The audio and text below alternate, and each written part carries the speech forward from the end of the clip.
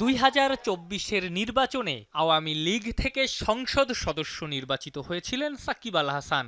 জুলাই গণঅভ্যুত্থানে আওয়ামী লীগ সরকারের পতনের পর সাকিবের আর দেশে ফেরা হয়নি। এরপর জাতীয় দলের হয়ে 4টা টেস্ট ম্যাচ খেলেছেন বটে, তবে সবগুলোই বিদেশে। মাঝের 2 বছরে বারবার সাকিবকে দেশে ফেরানোর আলোচনা উঠেছে। দিন শেষে সব আলোচনা ওই কথাতেই সীমাবদ্ধ থেকেছে, বাস্তবে ধরা দেয়নি।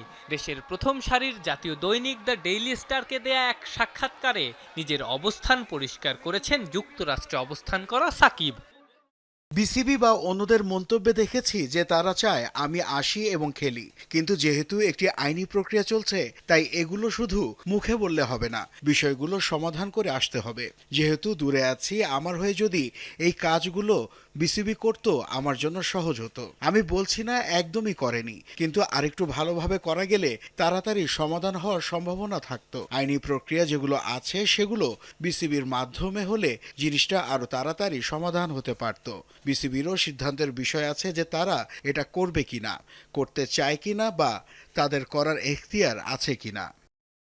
বয়স 40 হতে চলল, পেশাদার ক্রিকেটটা খেলছেন 22 বছর ধরে, ফিটনেসটাও মন্দ না। নিজের রাজনৈতিক দলের কার্যক্রম যেহেতু নিষিদ্ধ, আপাতত তাই রাজনীতিও করতে পারছেন না। খেলার প্রতি আমার আগ্রহ এখনো আগের মতোই অটুট আছে, তাই চেষ্টা চালিয়ে যাচ্ছি। যেদিন দেখব আর আগ্রহ নেই সেদিন নিজ থেকেই সরে দাঁড়াবো। এখন পরিবারকে সময় দেয়া আর কি, পরিবারের সঙ্গে সময় কাটানো এবং ভবিষ্যৎ নিয়ে চিন্তা করার সুযোগ পাচ্ছি। বলতে পারেন সেটা ইতিবাচক একদিক থেকে। যেহেতু আমাদের দল আওয়ামী লীগের কার্যক্রম নাই, সেহেতু চেষ্টা করছি ক্রিকেটটা খেলে যাওয়ার। দলের জন্য কার্যক্রম যখন শুরু হবে বা আমরা করতে পারবো, তখন হয়তো আবার চেষ্টা করব রাজনীতিটা করার। এই মুহূর্তে দেশের ক্রিকেট স্থবির হয়ে আছে। জোড়াতালি দিয়ে হয়েছে ঢাকা প্রথম ও দ্বিতীয় বিভাগ ক্রিকেট, ঢাকা প্রিমিয়ার লিগও ঝুলে আছে। সাকিবের মতে দিন শেষে ভুক্তভোগী শুধুই ক্রিকেটাররা। একটা জিনিস আমি বুঝি, এখানে একমাত্র ভুক্তভোগী হলো খেলোয়াড়রা, অন্য কেউ সাফার করছে না।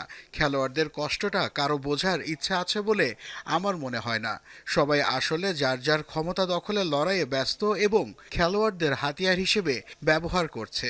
ক্লাব যদি খেলাতে না চায়, বিসিবি কি করবে? বিসিবি তাদের ম্যানেজ করতে পারছে না, এটা বিসিবির ব্যর্থতা। সবকিছু মিলেই একটা হযবরল অবস্থা, এর ভেতরে সাফার করছে শুধু খেলোয়াড়রা।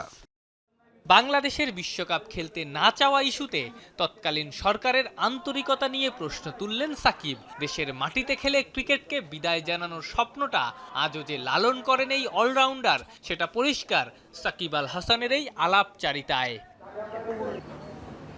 আফনান পিয়াল, যমুনা স্পোর্টস, ঢাকা।